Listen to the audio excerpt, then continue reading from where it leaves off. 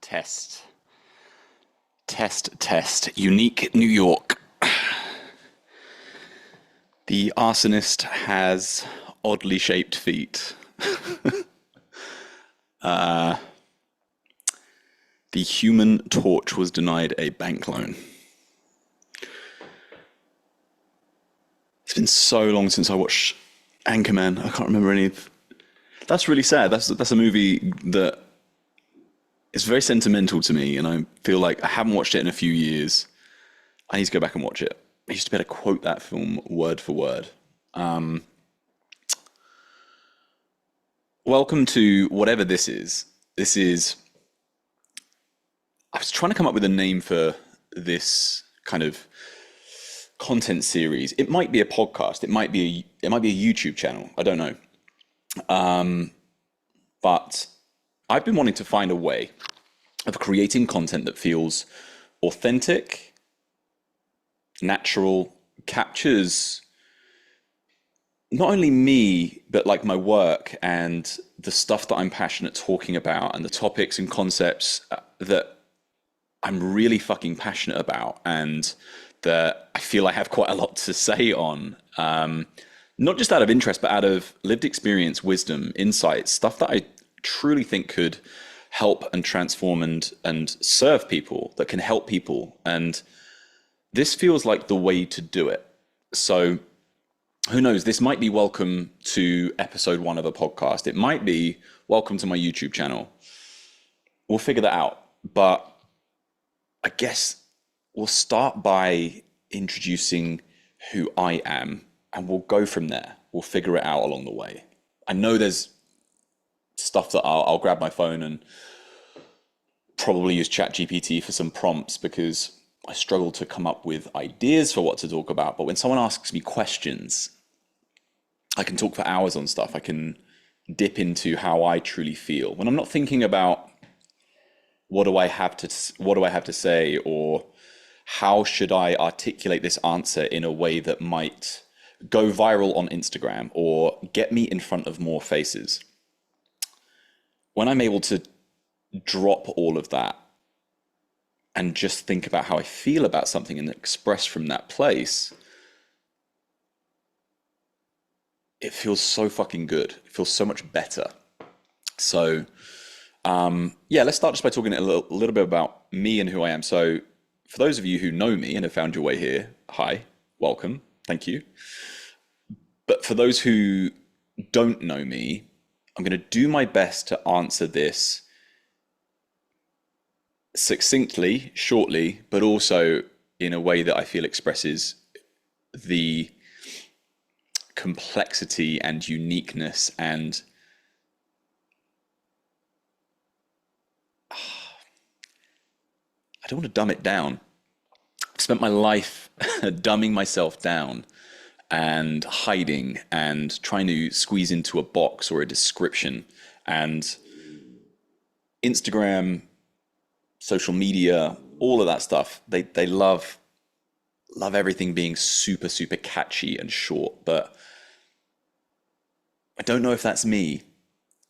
In fact, those people, I'd probably say people who know me, my partner, my friends, would probably say that is definitely, definitely not me. So, who am I? My name is James. My name is James Oliver. I am so many things, but I think first and foremost, I am a deeply compassionate, caring human. I am a man who cares about how I show up in the world, how I carry myself. I care about integrity. I care about living in a way that feels deeply authentic to me and that allows others to get to know the very best and probably the very worst of me as well. I am a partner, a friend, and I think I'm great at those things, but I'm also always looking to be better. I am I'm doing my very best to avoid the whole "what do you do for a job" thing, because ultimately, this series or this content will be used in that way. But outside of what I do for work and my business and my purpose and all of those things, I am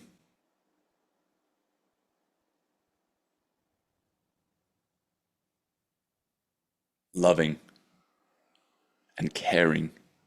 I fucking care, man. I really, really care about the people in my life. I care about doing the right thing. I care about being accountable and taking responsibility, taking radical, relentless, fucking compassionate responsibility, not beating myself up by doing things when I do things wrong. It's there's a balance to it, but I care about ownership, owning your mistakes, my mistakes. I'm someone who has probably taken themselves too seriously for most of their life, but again, looking at that through the kind of loving, compassionate lens, it's because I felt like I had to.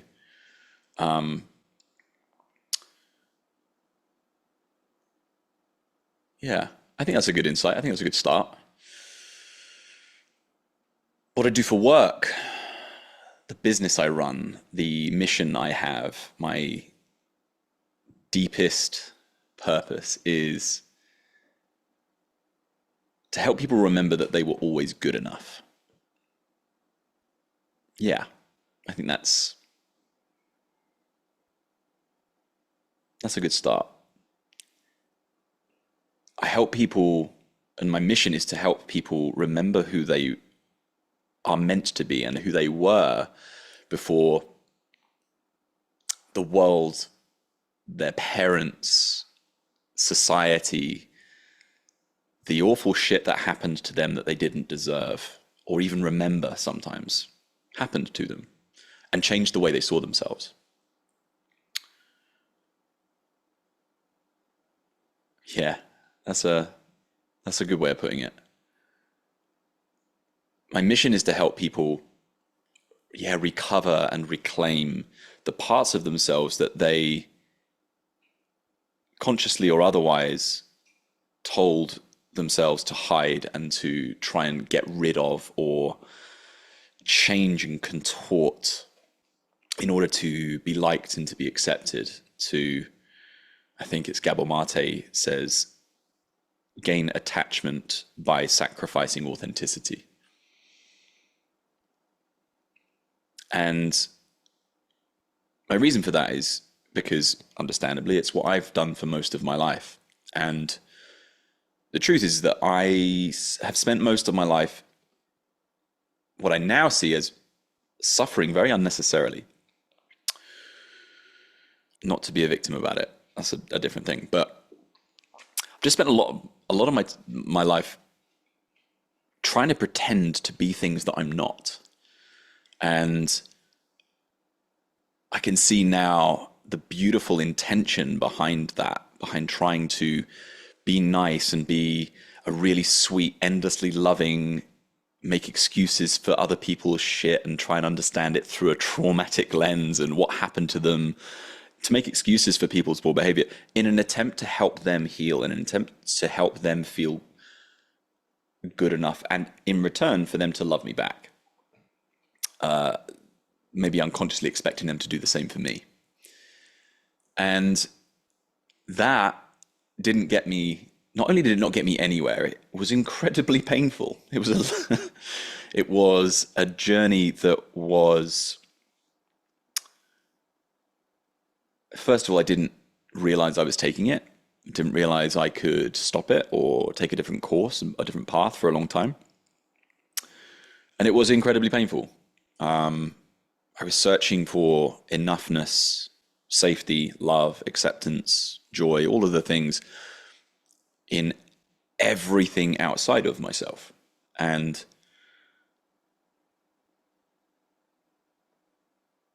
you can imagine how far that got me. No, the truth is that that got me absolutely nowhere.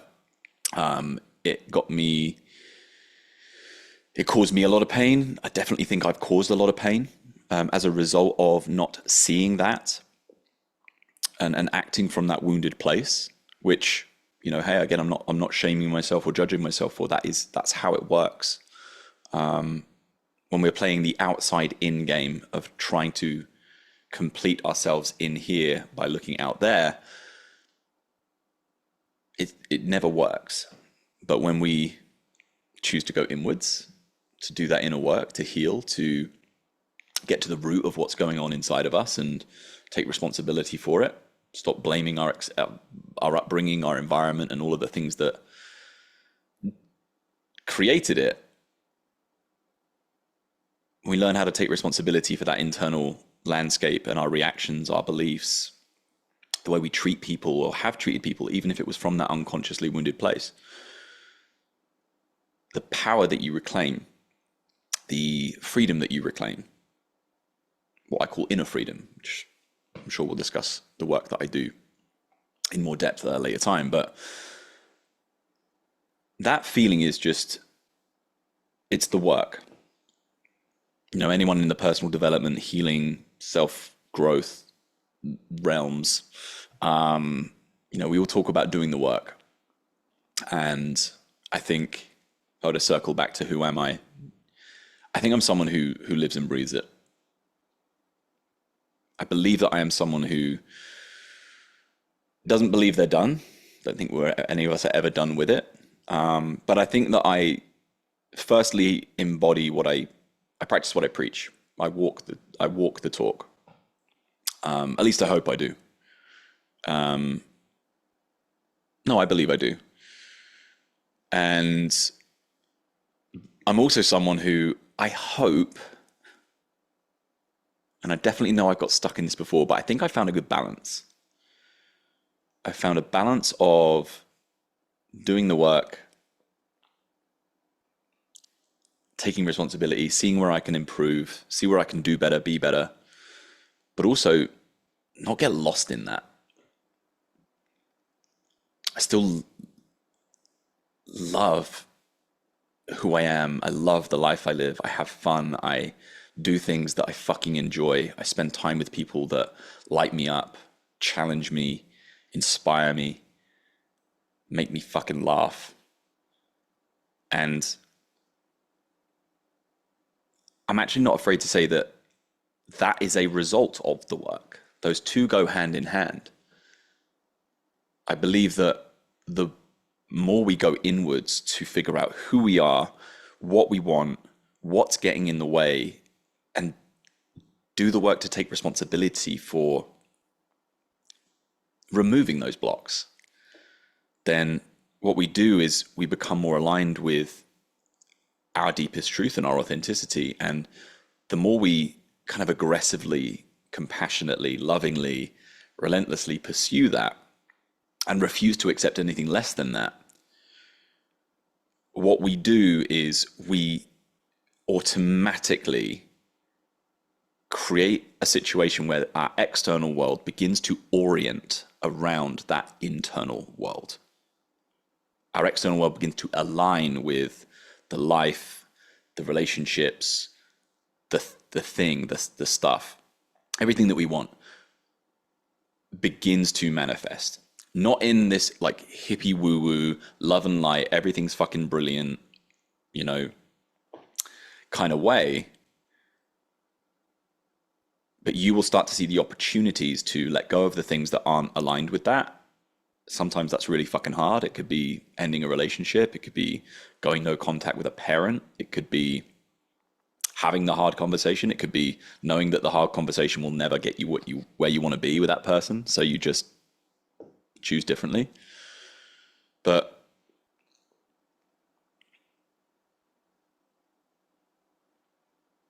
yeah, whether you call it the universe, fate, God, whatever it is, you will start to see that you're actually far more in control of your life and the outcomes than you ever realized. you can influence and create those in literally by going inwards, figuring out who you are, and refusing to accept less than what you know you want and what you deserve. So now I'm just like, have I just is there still a flow to this, or have I just rambled for like 25 minutes? I have no idea. Is it even 25 minutes? Has it been longer than that? It doesn't matter. But yeah, that's a little bit about me. It's a little bit about who I am.